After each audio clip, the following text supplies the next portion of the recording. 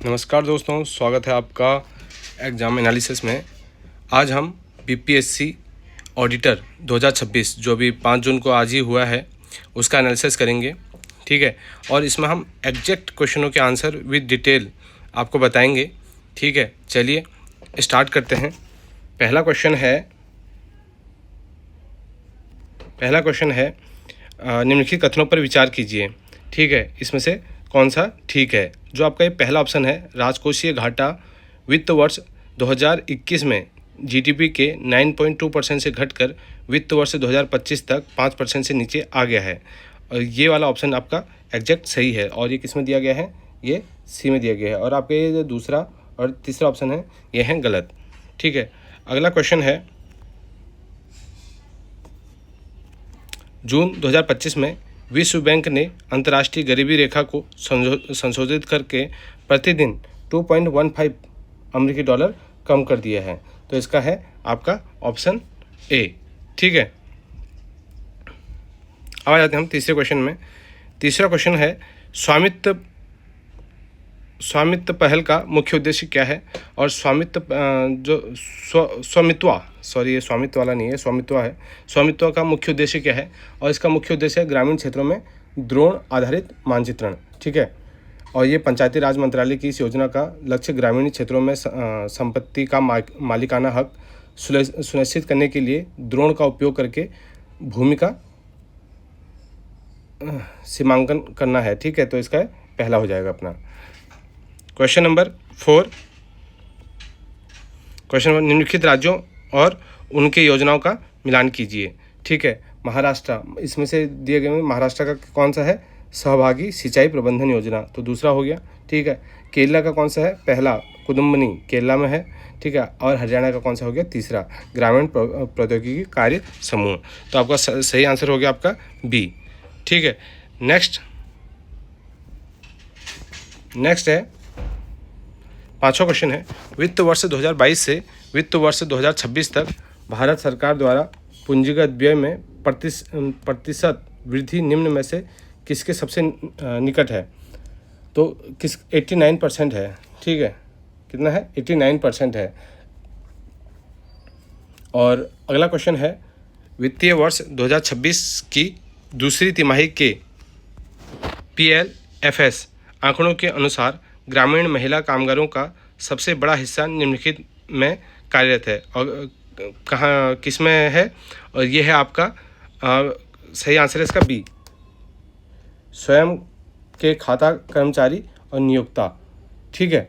आवधिक श्रम बल सर्वेक्षण PLFS के नवीनतम आंकड़ों के अनुसार ग्रामीण क्षेत्रों में अधिकांश महिला कामगार कृषि या छोटे व्यवसायों में सेल्फ एम्प्लॉयड श्रेणी में आते हैं, ठीक है। तो आपको कौन सा आंसर सही हो गया? इसका बी आंसर सही हो गया। और सातवां क्वेश्चन है आपका, वित्त वर्ष 2025 के दौरान सेवा क्षेत्र का FDI प्रवाह कुल FDI का लगभग कितना % था? और ये था आपका 70.2%। कितना था? 70.2% था, ठीक है। अगला क्वेश्चन है, बिहार में कौशल विकास के लिए संकल्प योजना को किसके द्वारा वित्त पोषित किया जाता है? और किसके द्वारा वित्त पोषित किया जाता है? और ये किया जाता है ADB के द्वारा, ठीक है। 100% कवरेज के लिए हमारा अगला क्वेश्चन है, जल जीवन मिशन के बारे में निम्नलिखित में से कौन सा कथन सत्य नहीं है? कौन सा नहीं है ये पूछा है। तो जो गलत है इसमें वो है 100% कवरेज के लिए मिशन को 2035 तक बढ़ा दिया गया है। ये गलत हो गया। यह कथन गलत है क्योंकि जल जीवन मिशन का लक्ष्य 2024 तक, जिसे आगे संशोधित किया गया, हर घर जल पहुंचाना है, न कि 2035 तक, ठीक है। नेक्स्ट क्वेश्चन है, क्वेश्चन नंबर 10, निम्नलिखित कथनों पर विचार कीजिए। अब ये जो दिए गए कथन है इसमें से सही कथन कौन सा है? और इसमें आपका पहला, दूसरा और तीसरा कथन ठीक है, तो आपका डी हो जाएगा। भारत में विनिर्माण में MSME का योगदान लगभग 35% है, ठीक है। MSME वैश्विक रोजगार में 50% से अधिक का योगदान रखता है, ये भी ठीक है। MSME भारत के सकल घरेलू उत्पाद में लगभग 50% का योगदान करता है। तो ये तीनों आपका सही हैं, ठीक है। अगला है 11वां क्वेश्चन, मिशन लाइफ मुख्य रूप से बढ़ावा देता है। मिशन लाइफ किस चीज़ को बढ़ावा देता है? और ये देता है आपका सही ऑप्शन है यहाँ पे सी, पर्यावरणीय स्थिरता को बढ़ावा देने के लिए व्यवहार और जीवन शैली में बदलाव। ठीक है, अगला क्वेश्चन है आपका question number 12। Question number 12, Bharat में सकल घरेलू उत्पाद जो जीडीपी में सकल स्थिर पूंजी निर्माण का हिस्सा लगभग कितना परसेंट है? और ये कितना परसेंट है आपका? 30% है। ठीक है, कितना है? 30% है। क्वेश्चन नंबर 13, वित्तीय वर्ष 2025-26 के लिए जीएसडीपी के प्रतिशत के रूप में बिहार का राजकोषीय घाटा होने का अनुमान है, कितना है? और ये है आपका ए 2.98%। अगला क्वेश्चन है, वर्ष 2023-24 के लिए स्थिर कीमतों पर बिहार में जीएसवीए में प्राथमिक, द्वितीयक और तृतीयक क्षेत्र का योगदान लगभग कितना है? और ये है आपका ये प्राथमिक में कितना है? 19.9%, 21.5% और 58.6%। ठीक है, अगला क्वेश्चन है, बिहार के निम्नलिखित में से किस उत्पाद को भौगोलिक संकेत टैग प्रदान किया गया है? और इसमें से किसको किया गया है? और 1, 3 और 4, इसका आंसर ये है मिथाली मखाना, ठीक है, मिथिला मखाना सॉरी, और शाही लीची और कतरनी चावल। अगला क्वेश्चन है क्वेश्चन नंबर 16, निम्नलिखित में से कौन सा बिहार स्टार्टअप नीति युवा फ्रेमवर्क का स्तंभ नहीं है? कौन सा नहीं है? और कौन सा नहीं है आपका? पहला वाला, उद्यमियों के लिए यूनिवर्सल बेसिक इनकम, ये नहीं है। ठीक है, अगला क्वेश्चन है क्वेश्चन नंबर 17, वर्ष 2023-24 में परिवहन, भंडार और संचार क्षेत्र में वृद्धि के मामले में बिहार भारत के प्रमुख राज्यों में कौन सा स्थान पर है? और ये कौन से स्थान पर है? और ये है आपका पहले स्थान पर है। बिहार ने हाल ही के वर्षों में बुनियादी ढांचा क्षेत्र में 2 अंकों की वृद्धि दर्ज की है, जो भारत के प्रमुख राज्यों में से सबसे अधिक है। ठीक है, तो पहला आ जाएगा। अब अगला क्वेश्चन है क्वेश्चन नंबर 18, सबका बीमा सबकी रक्षा बीमा कानून में संशोधन अधिनियम 2025 के साथ भारतीय बीमा कंपनियों में एफडीआई की सीमा को बढ़ाकर कितना % कर दिया गया है? और ये कर दिया गया है आपका 100% कर दिया गया है। ठीक है, 100% कर दिया गया है।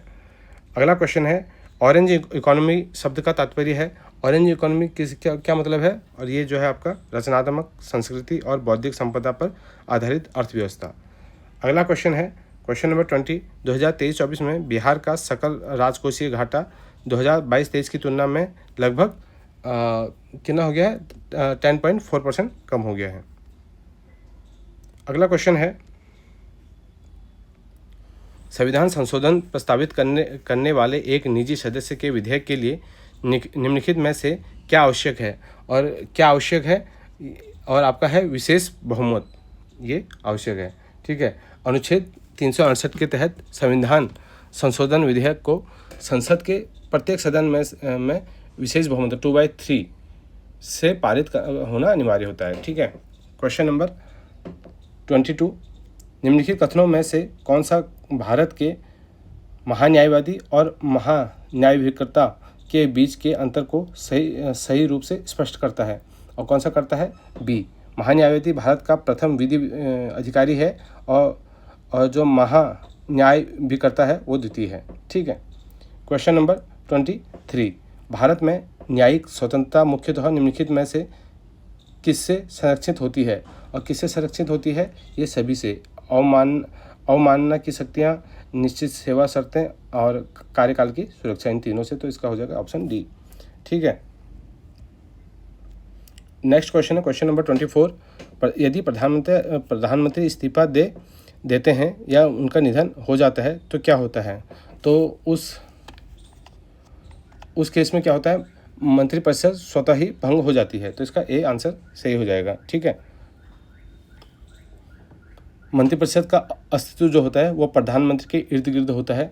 उनके हटते ही पूरी टीम का कार्यकाल समाप्त हो जाता है। क्वेश्चन नंबर 25, 10वीं अनुसूची का दल बदल विरोधी कानून निम्नलिखित में से किस उद्देश्य से बनाया गया था? और किस उद्देश्य से दल बदल विरोधी कानून बनाया गया था? ऑप्शन बी, दलीय अनुशासन सुनिश्चित करना और राजनीतिक अस्थिरता को रोकना। ठीक है, अगला क्वेश्चन है, सूचना का अधिकार अधिनियम 2005 के संबंध में निम्नलिखित कथनों पर विचार कीजिए। ठीक है, निम्नलिखित कथनों पर विचार कीजिए और इसमें केवल पहला, यह शासन में पारदर्शिता और जवाबदेही को बढ़ावा देता है, यही सही है। अगला क्वेश्चन है क्वेश्चन नंबर 27, भारत में नियंत्रण और संतुलन प्रणाली का सर्वोत्तम उदाहरण निम्नलिखित में से कौन सा है? और सर्वोत्तम उदाहरण कौन सा है? और यह है आपका ऑप्शन सी, सुप्रीम कोर्ट द्वारा असंवैधानिक कानूनों को निरस्त करना। ठीक है, अगला क्वेश्चन है क्वेश्चन नंबर 28, विधि की उचित प्रक्रिया की अवधारणा जिसने भारत में अनुच्छेद 21 की व्याख्या का विस्तार किया मुख्यतः निम्नलिखित में से किस देश के संविधान से प्रभावित है और कहाँ से है? संयुक्त राज्य अमेरिका से है। ठीक है, अगला क्वेश्चन, अनुच्छेद 243 के अंतर्गत गठित राज्य निर्वाचन आयोग निम्नलिखित में से किसके लिए उत्तरदायी है और किसके लिए है? डी, पंचायतों और नगर पालिकाओं के सभी चुनाव का संचालन के लिए। ठीक है, अगला क्वेश्चन है, वित्त आयोग के संबंध में निम्नलिखित कथनों पर विचार कीजिए। ठीक है, और इनमें से कौन सा उत्तर सही है? और इसमें से आपके हैं 1 और 2, ये ऑप्शन सी सही है। इसका गठन प्रत्येक 5 वर्ष में किया जाता है, ये ठीक है। यह केंद्र और राज्य के बीच वित्तीय संसाधनों के वितरण की सिफारिश करता है, ये भी ठीक है।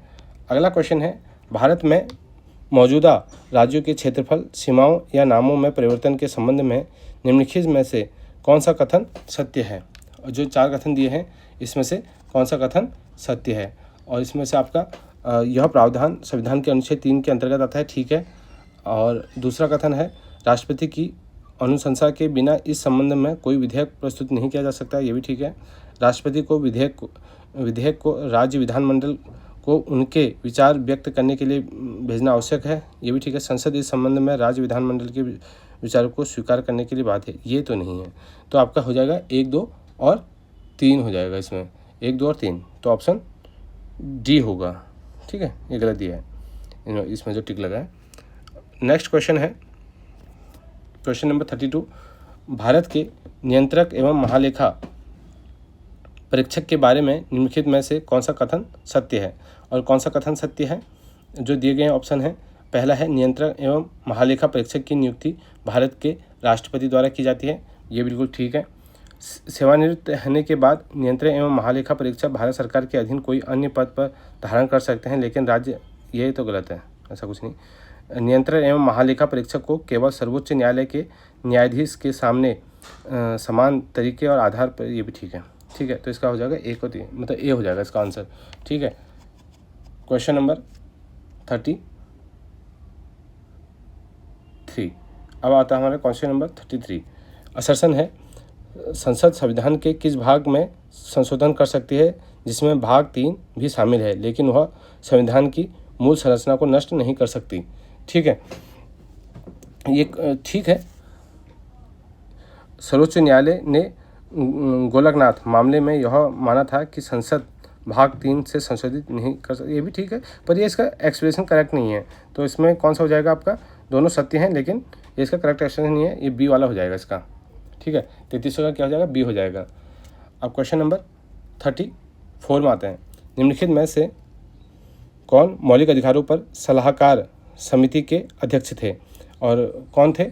ये थे आपके सरदार वल्लभ भाई पटेल, ठीक है।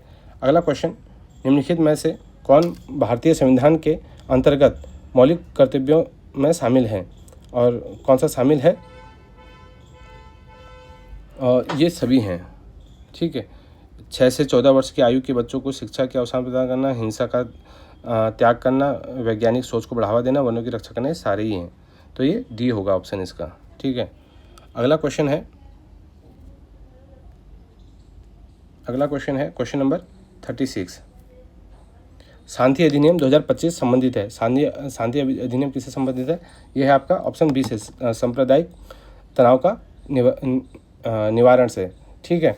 अगला क्वेश्चन है क्वेश्चन नंबर 37। एक उच्च शिक्षा नियामक के लिए विकसित भारत शिक्षा अधिष्ठान विधेयक 2025 निम्नलिखित में से किन संस्थाओं को प्रतिस्थापित करता है? और किनको करता है?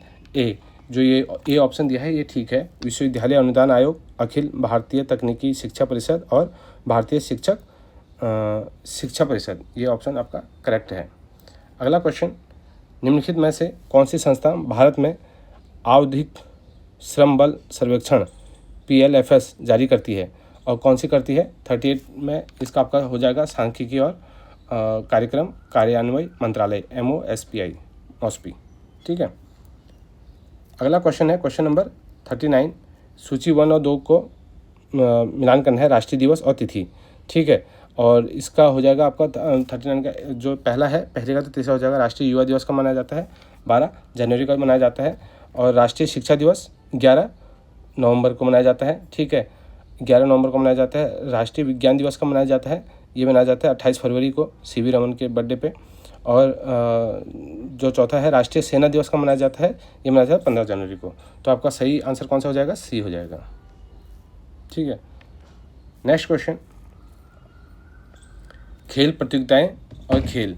ठीक है, विजय हजारे ट्रॉफी सभी को पता है, विजय हजारे ट्रॉफी क्रिकेट से संबंधित है। ठीक है, तो A का 3 हो गया। और दूसरा, Sultan Azlan Shah cup, Sultan Azlan Shah cup किससे रिलेटेड है? ये है आपकी हॉकी से रिलेटेड है। ठीक है। डेविस कप किससे रिलेटेड है?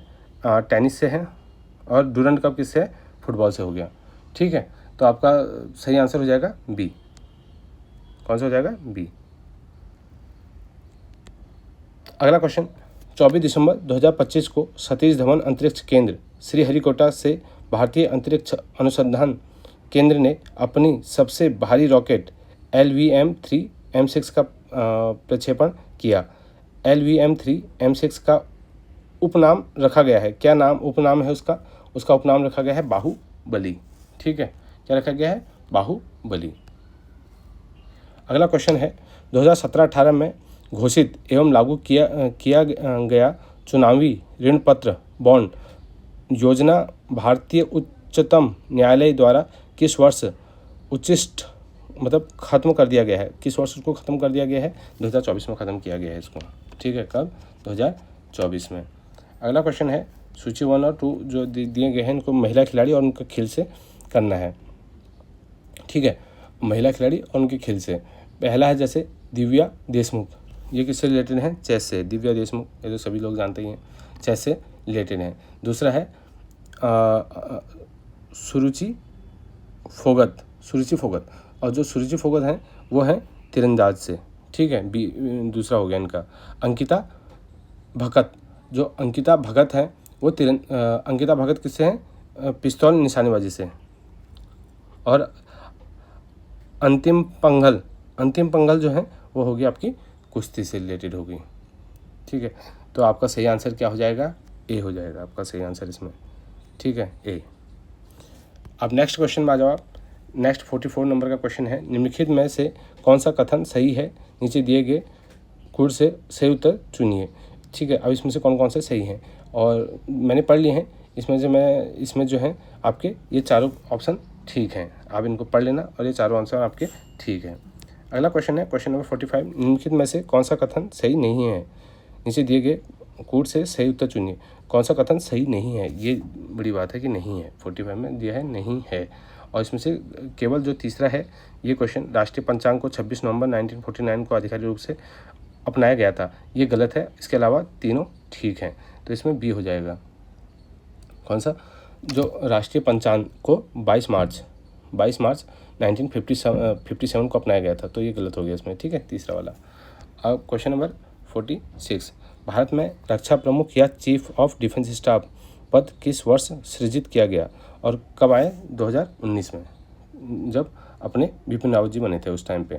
ठीक है, पहले CDS बने थे बिपिन रावत जी। अगला क्वेश्चन है, बिहार सरकार में खेल मंत्री श्रेयसी सिंह खेलों के किस वर्ग से संबंधित हैं? और श्रेयसी सिंह खेलों के किस वर्ग से संबंधित हैं? और इसमें यह है निशानेबाजी से। ठीक है, निशानेबाजी से संबंधित है। बंधु बिहारी नामक पुस्तक के रचयिता कौन है? बंधु बिहारी नामक रामनाथ ठाकुर ने लिखी थी ये तो। ठीक है, रामनाथ ठाकुर जी ने लिखी थी। अगला क्वेश्चन है, बिहार में बलिराजगढ़, मधुबनी, जफरडीह, नालंदा और कोल्हुआ वैशाली है,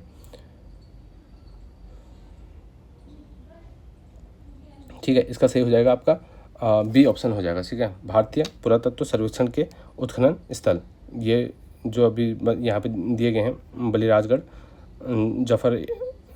जफरडीह और कोलुआ, ये भारतीय पुरातत्व सर्वेक्षण के उत्खनन स्थल हैं। अगला है हरमुज जल डमरू मध्य जोड़ता है, किस किस को जोड़ता है? हरमुज आजकल काफ़ी चर्चाओं में है, तो ये किस किस को जोड़ता है? स्टेट ऑफ हरमुज, ये फारस की खाड़ी को ओमान की खाड़ी और अरब सागर से जोड़ता है, तो इसका सी हो जाएगा। क्वेश्चन नंबर 51, नेपाल के नवनिर्वाचित प्रधानमंत्री बिरेन शाह किस राजनीतिक दल से संबंधित हैं और उनका कौन सा है? चलो ऐसा करते हैं, ये अभी 50 क्वेश्चन कर लेते हैं पहले इसमें, और इसके बाद हम नेक्स्ट वीडियो लाएंगे जिसमें 50 क्वेश्चन और फिर 3 वीडियो में इनको कवर करते हैं। ठीक है, अगर आपको वीडियो पसंद आए तो लाइक करना, कमेंट करना। ठीक है, नेक्स्ट पार्ट के लिए थैंक यू।